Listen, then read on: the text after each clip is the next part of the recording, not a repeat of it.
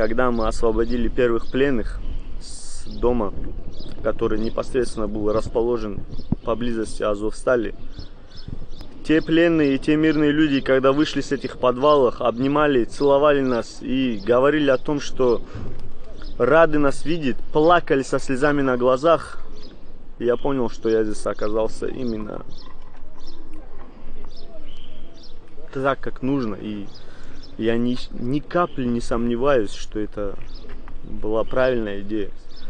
Я помню тот момент, тот фрагмент, который отложился у меня в голове, когда мы штурмовали дом, где было очень много мирных жителей и много этих самых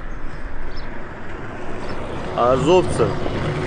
Мать с ребенком выбегает, мы смотрим в бинокль. Мы не можем штурмовать, мы не можем войти, мы не можем ничего сделать.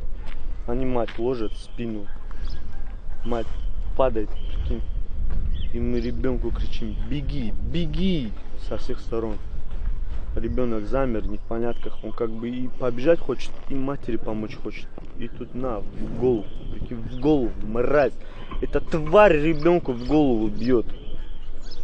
Именно вот в этот момент все мы просто-напросто забыли, что такое смерть. Мы забыли, что там могут быть снайпера. Просто все толпой есть. Ворвались, закидались шашками газовыми, там дымами, чтобы нас не видели, ворвались и просто, блядь, разорвали всех, кто там находится. Но мы зашли туда, и не просто зашли, а ценой своей жизни. Нам было наплевать на свои жизни, когда мы увидели жизнь ребенка, когда мы поняли, что это не люди, это звери, это твари просто-напросто, которые могут себе позволить убить ребенка. Это не люди.